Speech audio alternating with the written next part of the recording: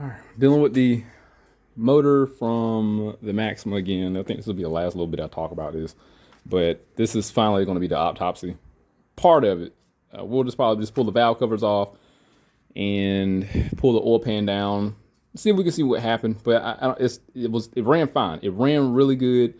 The motor would start knocking as it warmed up. So once it reached normal operating temperature, it would knock.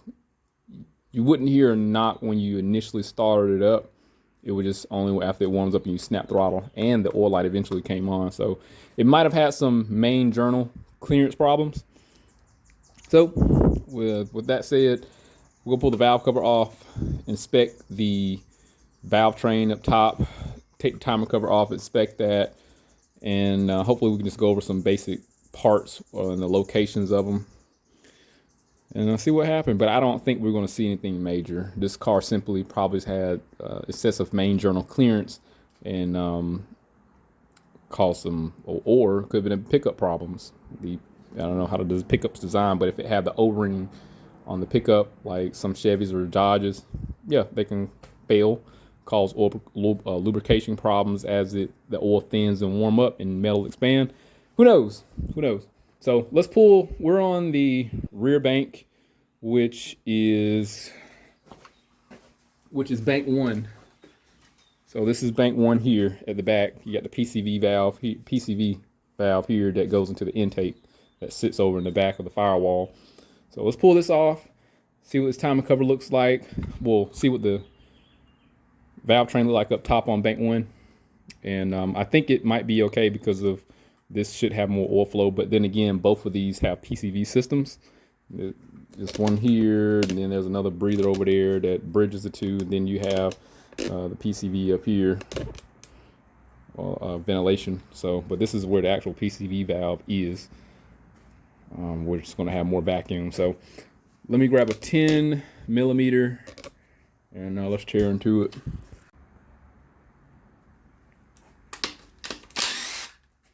Now, ideally, look like you're supposed to remove the cam sensors first here. So each one of these cams have a cam position sensor. So I'm just curious. I'm gonna see if I can pull it off, put the cam sensors on there.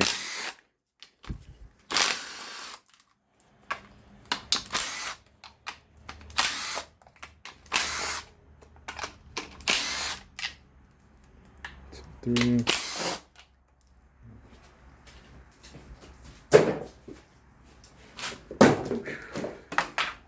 Curiosity. I missed one. No. Oh, good. The valve covers were replaced on this. I missed one. What am I missing? Oh, they're here too. Shows what I know. Nope, can't remove them with the cam position sensors in there. They're easy to remove though. Let's see what these look like. I'm just gonna focus.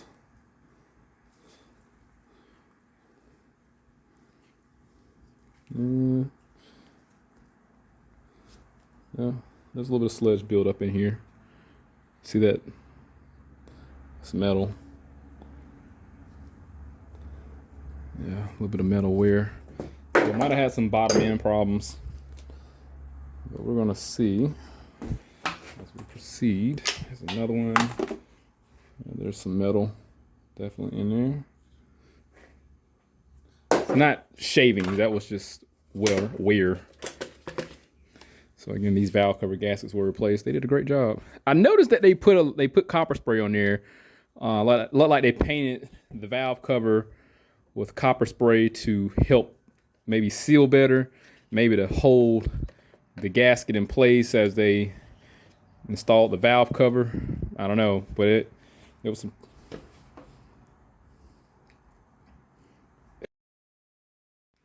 I had a phone call, but yeah, I think they just got the copper spray on it, so the valve covers will sit in there maybe. But it is a little bit of additional insurance. I don't feel like a lip or anything, but everybody's gonna have mixed thoughts on copper spray being utilized. I got it, because when I think about it, it could create a barrier, but at the same time, this is not going to create a good bond like the rubber would after several heat cycles on just clean metal. You know, so that's what I'm thinking. This will honestly probably lubricate the mating surfaces to where it may be more susceptible to leaking. So yeah, let's pull off a cam cap and see what that looks like. I would rather pull the furthest one, but I don't know how this lubricating system works. But if the oil pump is on this side, let me pull something far away. Let's pull off the bracket for the cam position sensor. See what they look like. Looks like it's going to be the furthest. Oh, there's nothing under here. Shows what I know. So that comes off. So now you know. There's no bearings in there. Let's pull off the caps here. I didn't look through that. I'll look through it. I didn't look directly at it. So it is what it is. All right, here we go. Now we have an actual cap off. And that looks fine. You know, usually they say if you take a penny, scrape across it, and it takes some of the copper with it, then yeah, definitely you got some bad caps. This looks pretty good. Let's pull another one off. This is the intake side for bank 1. That looks fine. So it looks fine here. For this engine had over 170,000 miles. So this looks fine back here. So it looked like they took well care of it, but this is the back where it's usually going to be a lot better, a lot more well lubricated than the opposing side of the PCV system. So let's spin this engine around, or I'm gonna set the camera up on the other side. We're gonna put the other valve cover off and go from there.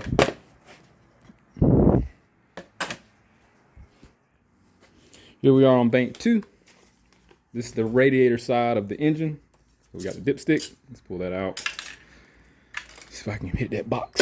Yep. So we're going to pull off the same thing, the cam position sensors, and pull off this bracket here for this. This is what goes to the motor mount. This is the vacuum line. I can throw it in there. These here go to the idiot cover or engine cover, whatever you want to call it. I don't think you have to remove these, but let's remove them anyway. There's nothing under there, so you don't have to remove them. We're going to take those off anyway. Pull these tins out. Put these cams, position sensors. We'll inspect those.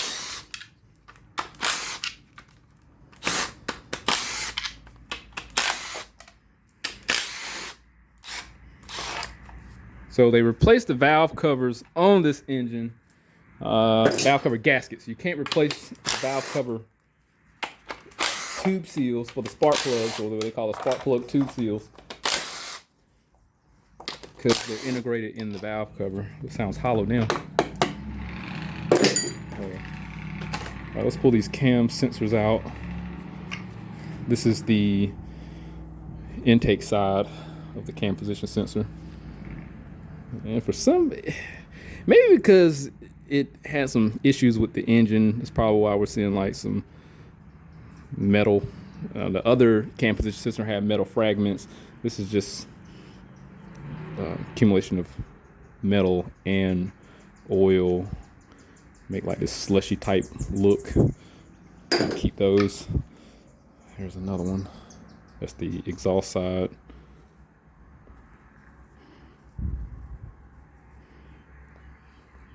All right, let's pop this off. Damn, I forgot that last bolt.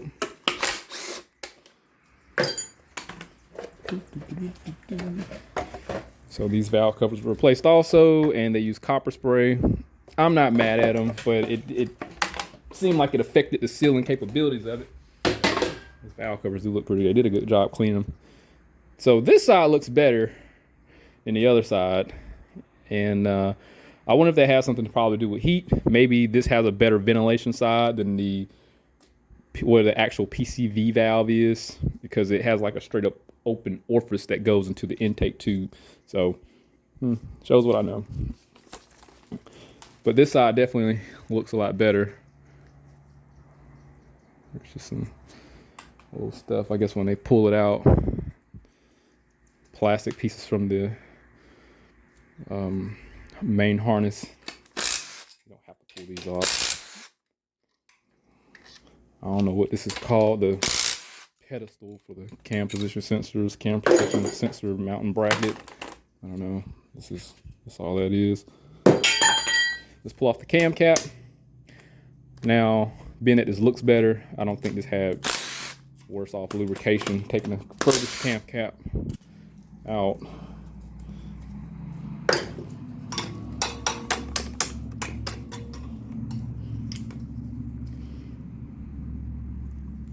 This one looks fine too. There's no grooves. Like I said, the engine ran really good. It ran fine. The bottom end is where we probably want to see our problems, but I don't know. Oh shoot.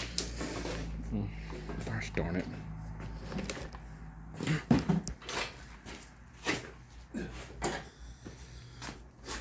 This one looks fine also for the exhaust side. So let's, yo boy.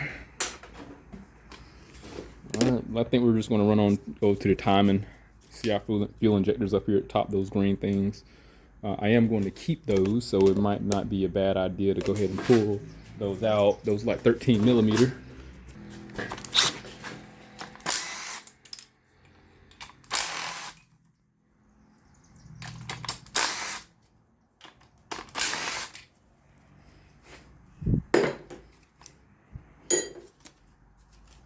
I'm about to get that bracket in the back over there too.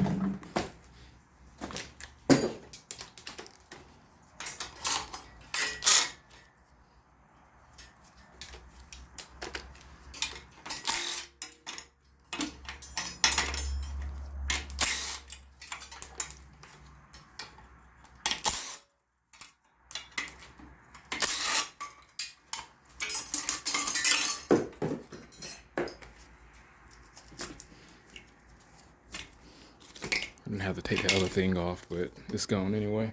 I do want to take that coolant temp sensor also. So there's some mount bolts up here. These are 18 millimeter. I had loosened those up when I was pulling the motor out.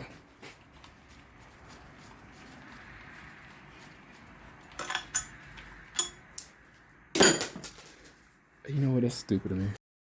I was throwing my bolts in there with the fuel injectors. And I'll break those before I can even put them in a safe spot. I think I got that out. There's another one. Get those out. Uh-oh. Should be. Yep. Break it. That didn't go what I thought.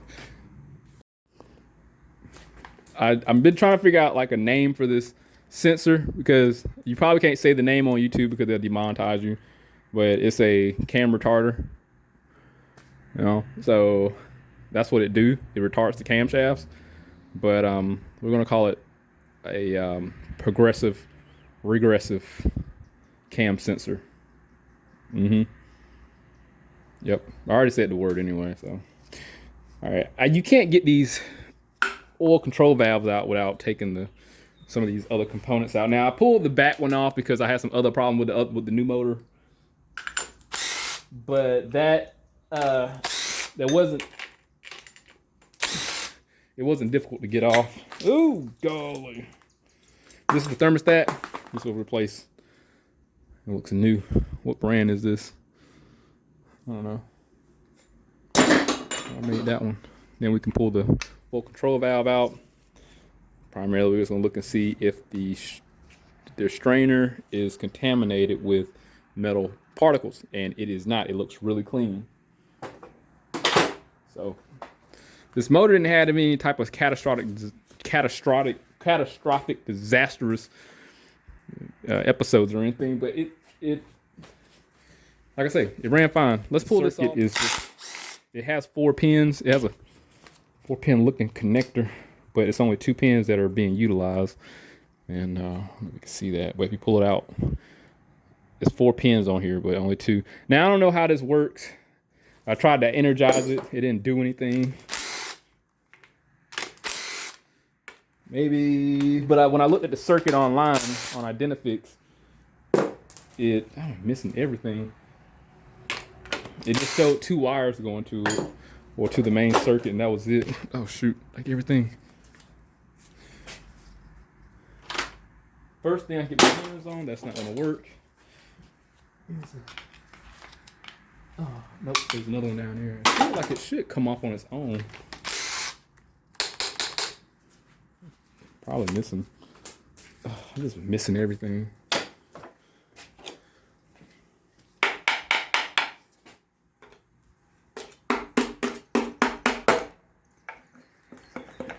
It's a dowel in here.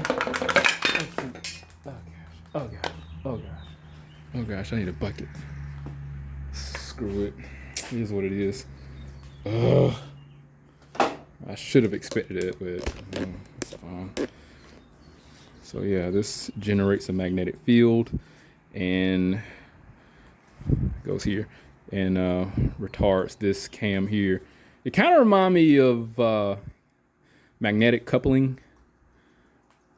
I think that's the term. So you can,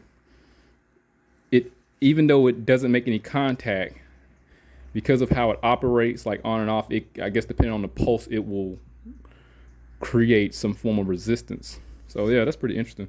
I was looking it up a while ago. Oh, there's a circuit right there. Solenoid. That's all. Saw 2 wires going there.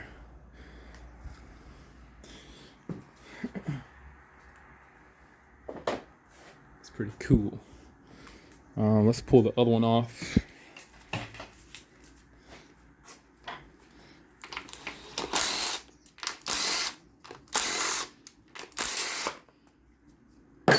I'm just literally missing everything. Hold on. God. I think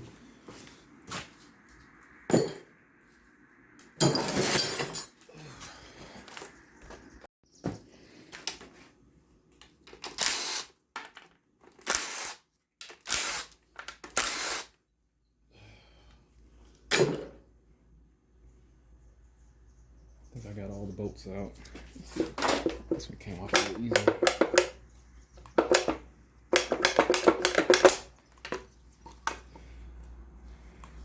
So these are definitely not interchangeable. If you look at them, they're not interchangeable.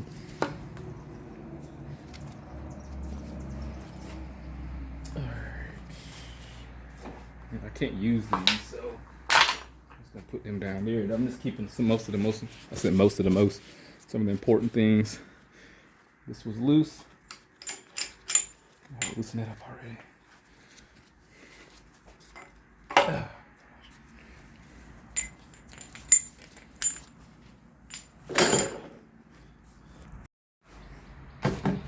Alright, let's pull this cover off. I think I can leave these on here without I can leave these, I don't know, these magnetized gears or whatever you want to call them. I don't know, the magnetized actuators. And I can pull I should be able to pull the timing cover off. But I'm going to pull all the bolts that I see around here and get that removed.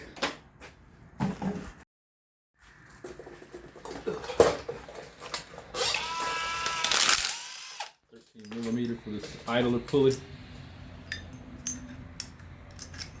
If y'all ever work on these vehicles and somebody else want to work back on it, please put the washer back for those idlers. For the pulleys and any type of moving components. What's this? I'm curious. I don't know what this is. It's got a funny shape.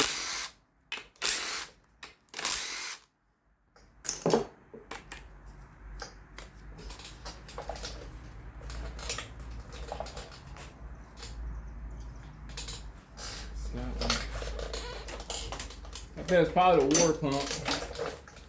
But what do I know? Why would a water pump be shaped like that though?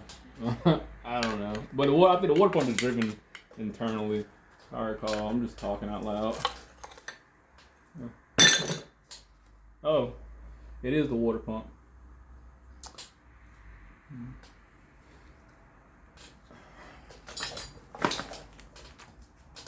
if you was to change this, you gotta change the tensioner. So somebody like, so the water pump and the tensioner look really good.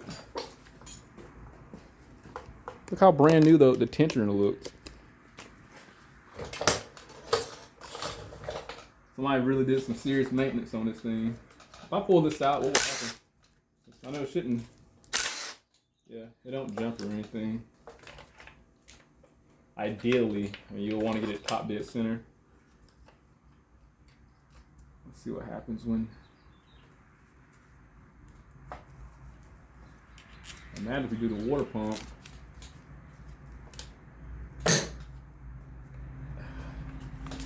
Something.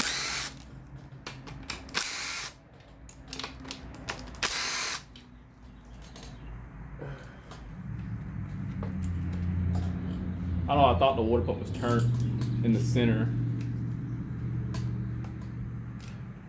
It's actually my first time tearing down one of these motors, so.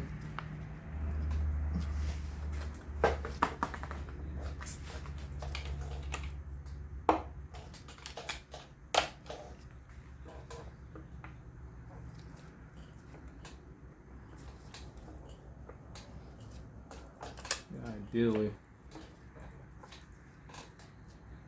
Oh shit, this is like peeing. Oh, I got all the water out.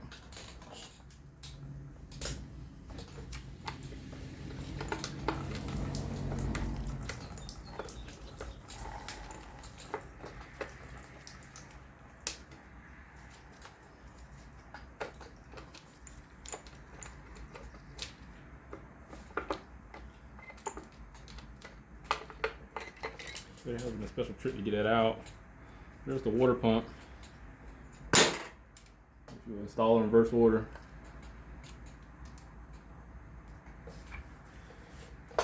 Let's see here. Carrying on.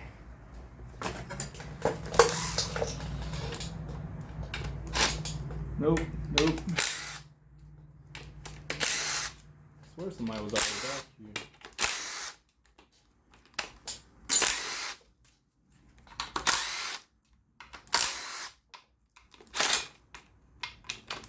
Yeah, because I can see the glue. That's not factory glue.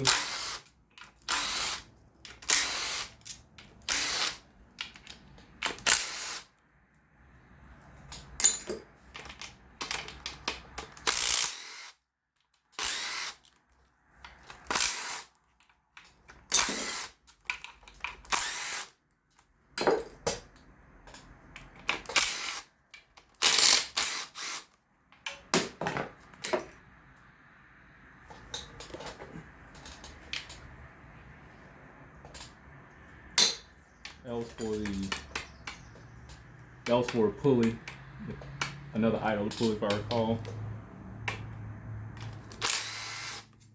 I gotta get those off. That.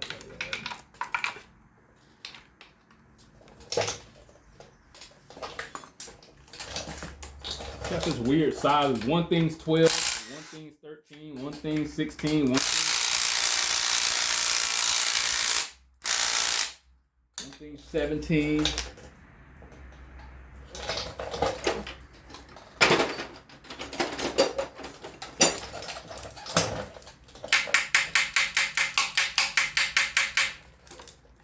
Getting lazy.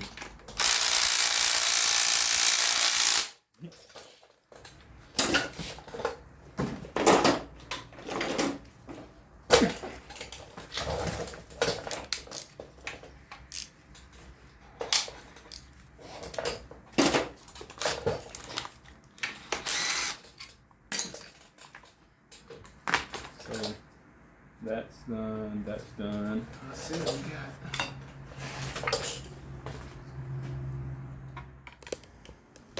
Okay, let's try and pull the pan out.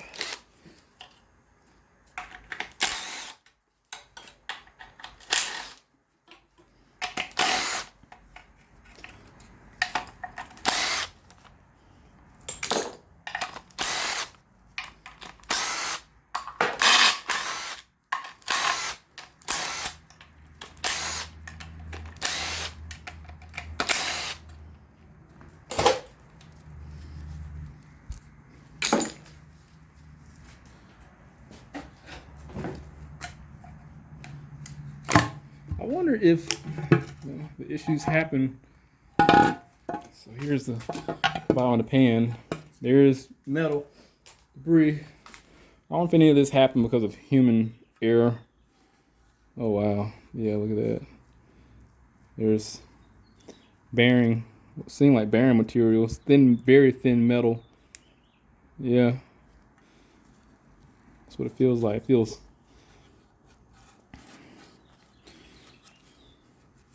like paper thin metal.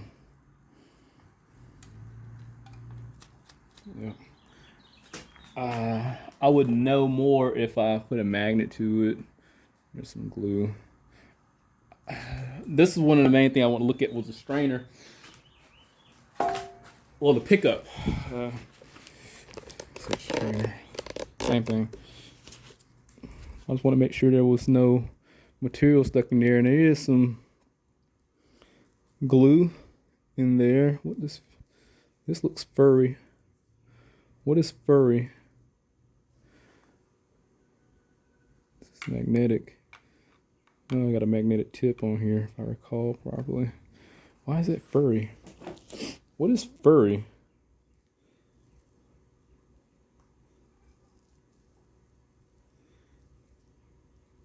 I don't know what's furry that can get in a motor, that a motor has on it.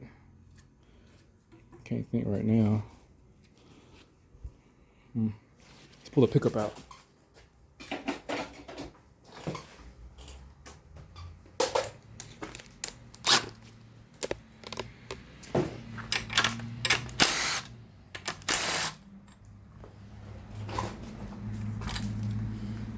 This looks funny. I like this pickup because you can look through down at the bottom. That's kind of cool. And I like it because it's very accessible too if you pull the pan down, so you can clean this. It wasn't clogged or anything. The hell is furry though? I mean, unless they had like a wire brush they were cleaning this material off with and some accumulated down here, depending on the type of brush they use. That's the only thing I can think of. Let's pull this sub-assembly apart, because those the bolts down there I got to get to, like that one and probably that one there to be able to pull the cover off. Let me pull that off and see if that's the case. Look like 13. Well, these are 12s.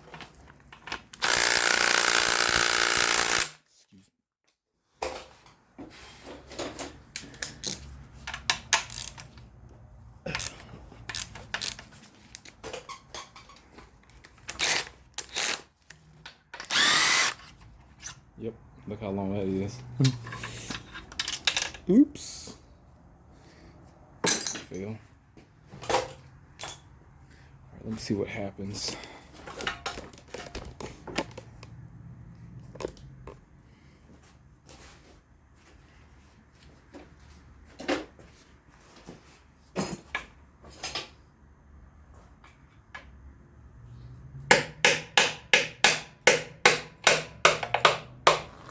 Oh, I got all the fluid out.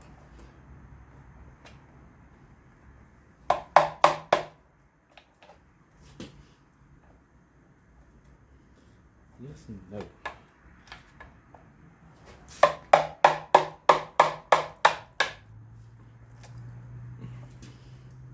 Should be able to overcome that crank bolt. Ugh.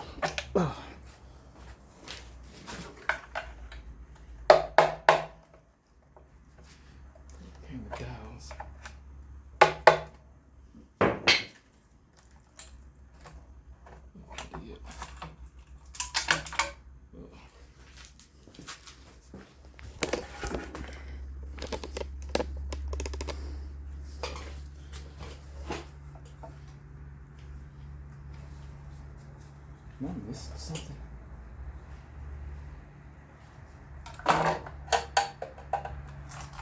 Just the glue they had on there.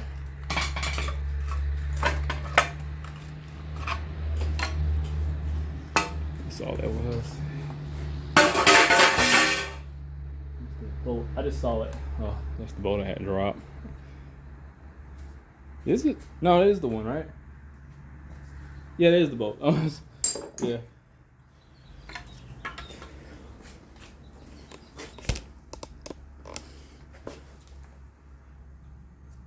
So we have our main chain, and we got the secondary chains here for the camshafts.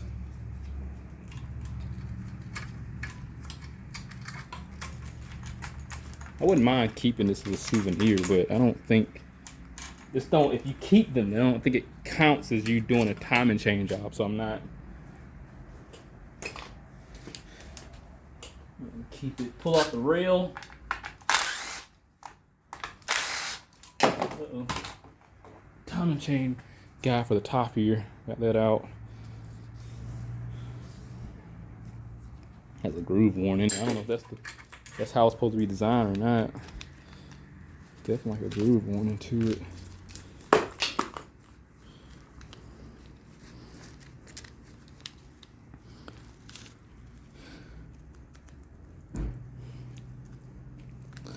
Yeah, that's okay. That's just design. I thought there was a warning to it. It's designed that way. I'm not keeping this as a souvenir, but you do have. Ooh, that broke like nothing. So you do have timing marks on here. So I found them. Yep, there you go. You got some black. There's a black one.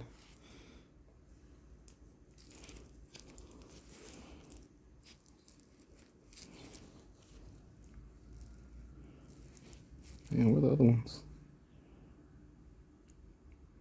I think the other one's probably done wore off on it. So I'm overlooking it. Guess they wore off. Just only one mark. So the timing chain wasn't replaced, evidently. That's a heavy chain too.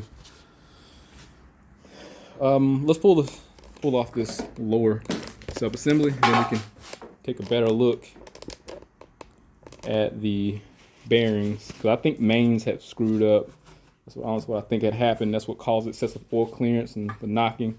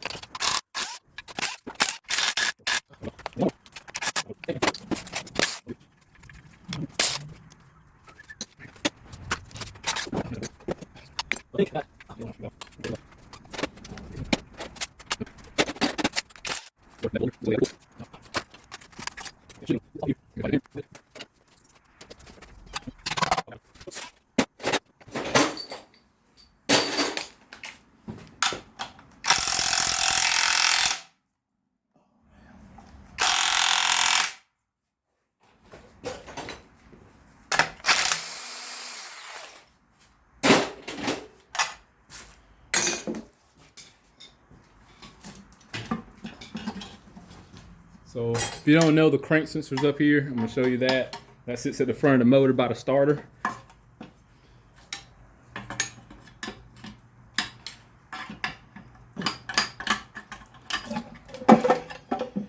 Sub-assembly, let's pull that out.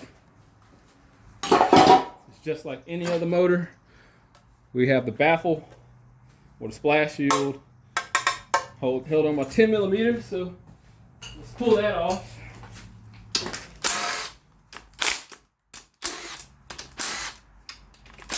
Don't have any balance shafts in it, right? It's a 6-cylinder. 6-cylinder is not going to have balance shafts typically.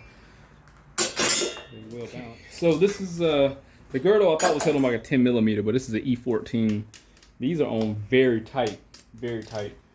Let's see if I can get these off. Oh, dang it! Why is it so tight? These things are on there really tight. Crazy.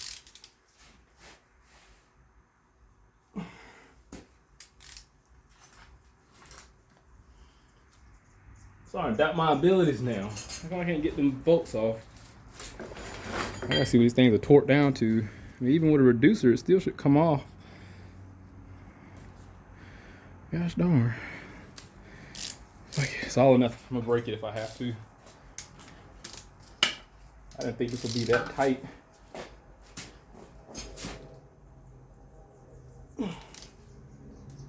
Yeah, it's breaking.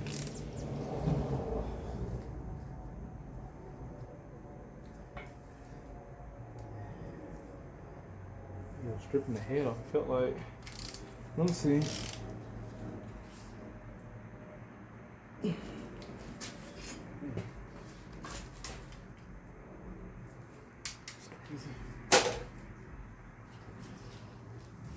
Guess I got the wrong size on there.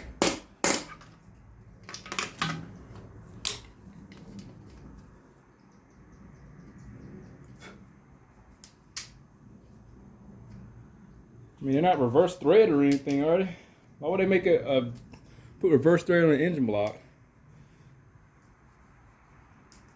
I'm about to look up the torque specs. Unless I gotta go in like a sequence or something and loosen it, but I tried the outside when it didn't do anything. I'm gonna try the other way. I doubt why would they be reverse thread. I never had this. No. That is crazy. I don't have a, well, I mean, it's not I don't have, well, I had never had any issues getting head bolts off with a reduced socket. I mean, unless it's just a quality thing, but it's like it wants to strip it. I gotta see what these are torqued down, because I mean, I could imagine being torqued down that tight. That's just crazy. That's crazy.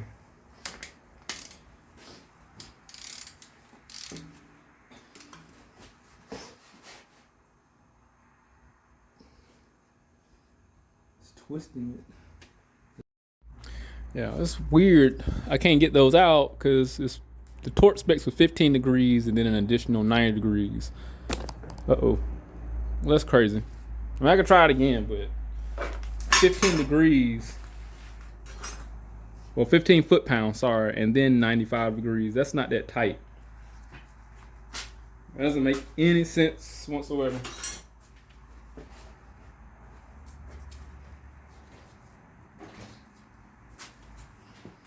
Because the rods are two-step also, like 15 degrees and 90 degrees or something. That's weird.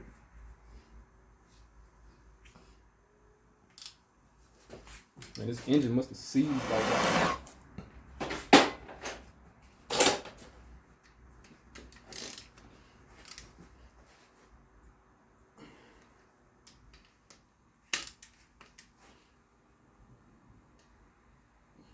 Yeah, this thing just breaking. Yeah, it just broke. That sucks. I'm pretty sure there's like a way of getting them off. But yeah, I'm not gonna break my neck over it. That is weird. No, whatever the method is to the madness, I ain't gotta figure it out because I'm not rebuilding the motor. But it would have been convenient to just pull them off like any other engine. So let me go get. I think it's like a 10mm 12 point that goes in here. Let me get that and pull off one of the main cap. Well, I keep saying the main rod caps.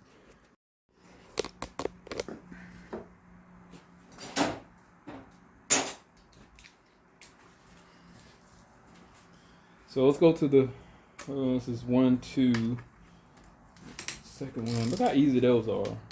Ain't no way in the world those other bolts should have been that difficult to get off. It's crazy.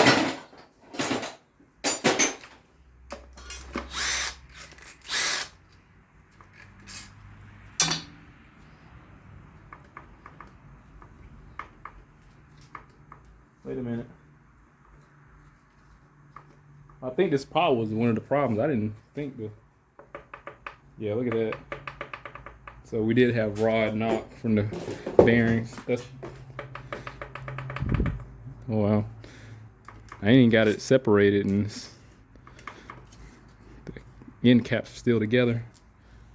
That bearing should be jacked up.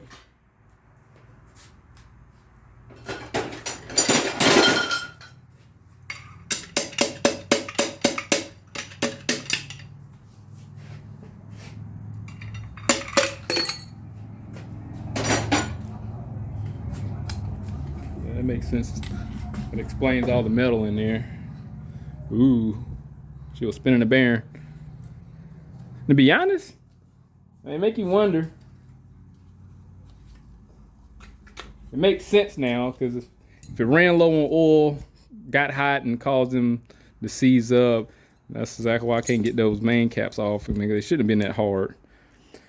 Look at the groove left in there. The journal don't have any scoring on it. I wonder if you probably could just put some bearings in here and call it a day. I mean, if you could have. But the locks are, where the locks at? Let's see.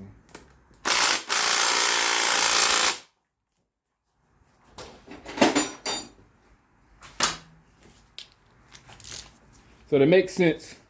And I'm pretty sure the mains are just as jacked up, because these were starved of oil. The car run fine. Like I said, it didn't have any knock. On the snap throttle, it'll knock. Oh shoot. Uh-oh. Oh gosh. Screwing up life. On the snap throttle, it will knock. But during a just normal idling, it wouldn't. Oil light would come on once it warmed up.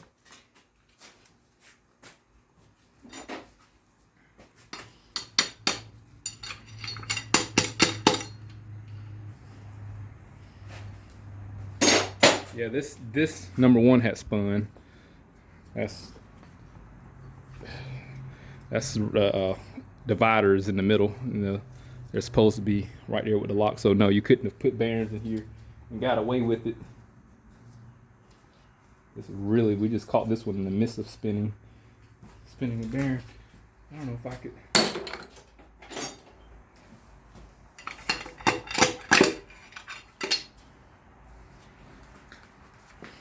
We're gonna take one more out because this is pretty evident now.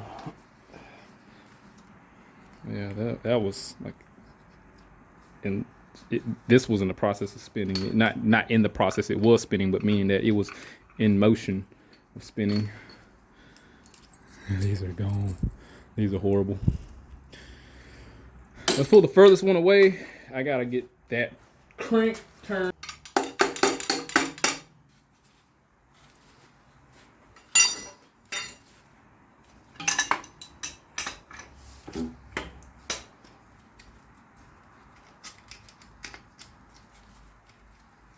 It's crazy that this is the furthest one and feels the best.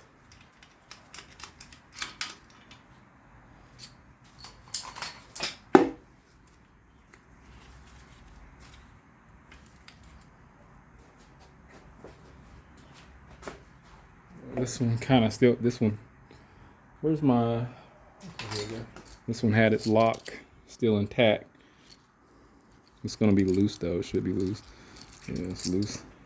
That's crazy, the furthest ones had the better lubrication. It's still loose though, so like I said. Yeah, cool.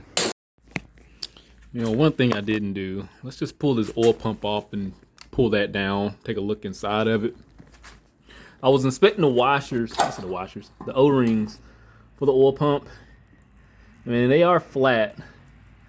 So the only other thing I could probably look at is the blades or the impellers for the oil pump to see what they look like. Biggest thing is, you know, were these O-rings ruptured? And this is where the pickup, not the pickup, but it's definitely part of the lubricating system.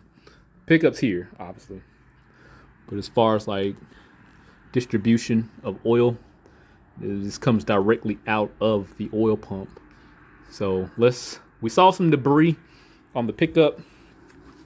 Let's pull the pump out and separate that and see what we see.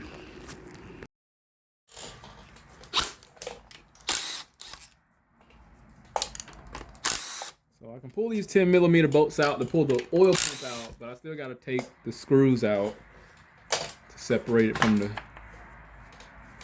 to take the cover off the actual oil pump itself. Crank gear. Let me see if I can do that while I got it here versus having to put it on a table. Take another route. I tried the heat thing, but that ain't gonna fly. I got a pair of vice grips on here. Hold on.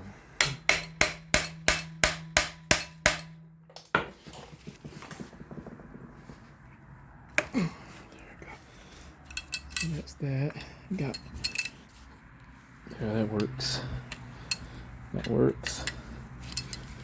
The problem with the Harbor Freight tools is these are not a union or monolith, not made together. So this shaft for the screwdriver and the hex head is separate. So I ain't gonna say it's a failure on Harbor Freight part, but it is. It is a failure. Because these quality screwdrivers would have been so much better if they were integrated. Well,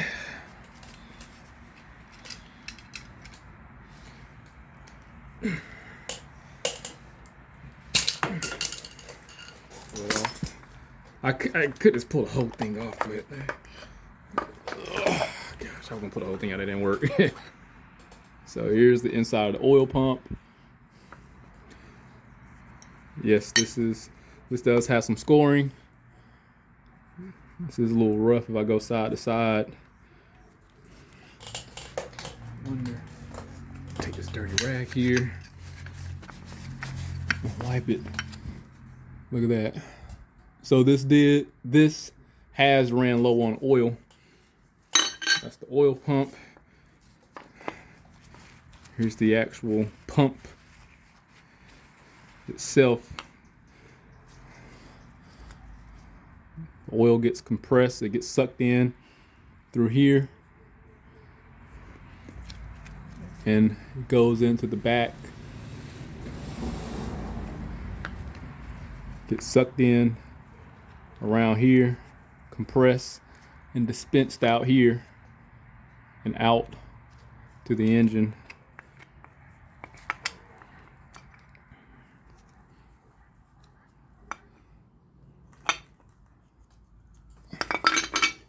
These are actual propellers. Oh gosh. This don't feel good at all.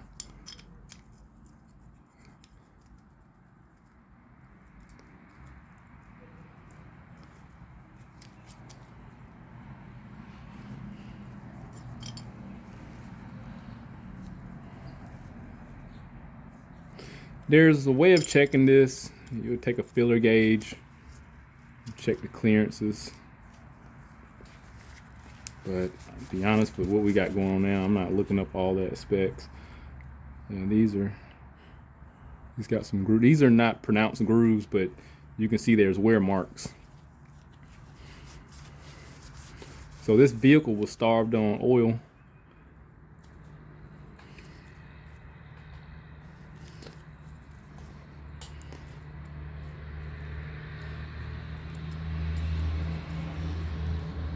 That's all that was. I mean, depending on the viscosity of oil, well, this oil pump still would have worked lightly. It's just the bearing clearance is what messed this engine up because it ran low on oil. Feel like debris in here. That's what it feels like. But I don't know if because of how it was designed.